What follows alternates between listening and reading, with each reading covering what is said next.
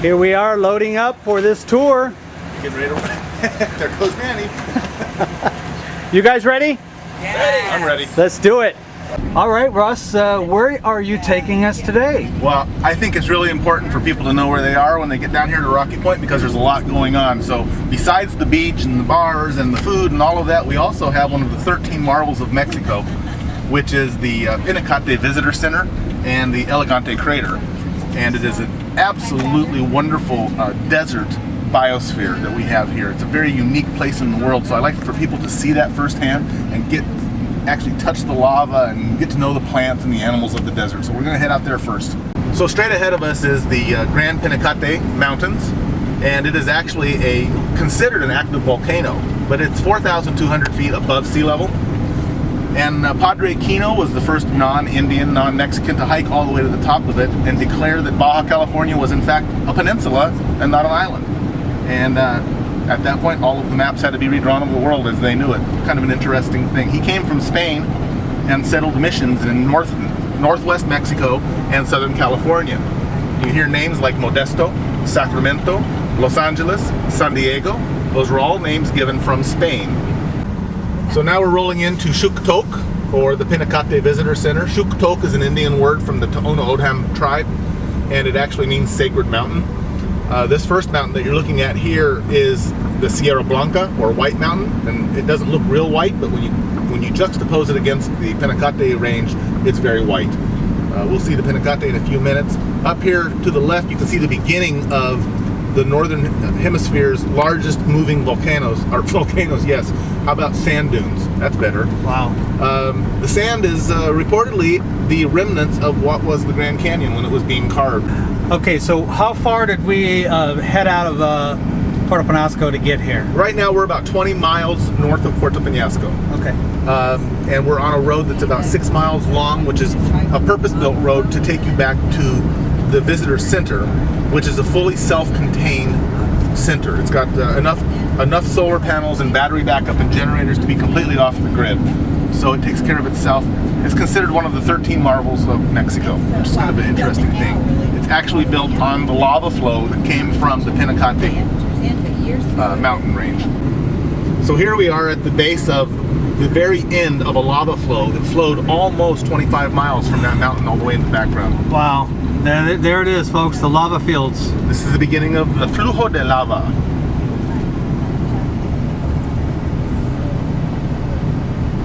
You see this, the tallest point? Yes. Two tallest points. You can actually walk up those points. It's like a 4-hour hike for the first one. And there's a book where you can sign your name on the top. Did you go up there, Manny? Yeah. Wow. Okay. As we're getting closer, look at this, folks. The lava is building. You'll notice the cactus do like being in the lava as well. The desert's so dry but in the evening we get a breeze or a mist in the air, and it settles in the lava rocks, and so it actually collects water every night for some of these plants, which is kind of an interesting survival technique. Now, what do we have here in front of us? This is the Pinacate Visitor Center. Okay, here's our little tour that Russ is allowed to come with us. What's your name? Manny? Oh yes, the tequila factory. I remember it. And of course there's Russ. And what's your name? I'm Laura. Laura, where are you from? Here. All right. And Michiel from Castaways. All right. Hi. From Penasco, Naomi. Lisa from Highland, California. And Lloyd from Highland, California. All right, let's do it, folks. Here's our sign. That's how you spell it, El Pinacate.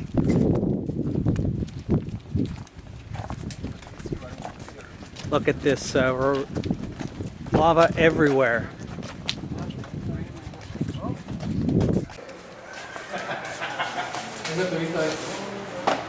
How are you? Good, how are you? I'm good. You know my wife? Hello. I've met you. You can drive straight on the same road you were driving on, and you get to the base of the sand dunes. You leave your car there, and there's a hike. It's like a 45-minute hike, 3 kilometers, to get to the top of the first live sand dune. When you get to the top of the sand dune, it's really awesome view. You can see Penasco and you can see all the ocean. It's more than 20 kilometers away. Tell us, what does Pinacate mean in English? What's the trend? Pinacate is a Nahuatl word for stinky beetle. Stinky beetle. Yes. Now there's a picture over here. Ah, Pinacate beetle. okay. That's where the name comes from. Okay, Russ, where are we headed to now? We're going to go into the Audiovisual Center that was created here at the Visitor Center, so it gives people a really nice translation of what's going on here in our biosphere. It's a very interesting room, so let's come on in. Let's take a look. You got it. If you look at the way the windows are set up, it's like pictures in your living room. Oh We've got my beautiful gosh. deserts just out there, just Look at the views. awesome. They are fantastic. Fantastic views. A lot of pride went into building this. Some more art. Look at that.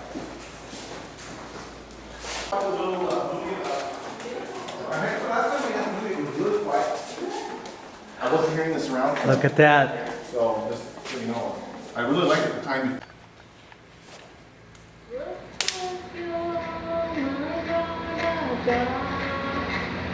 Hãy subscribe cho kênh Ghiền Mì Gõ để không bỏ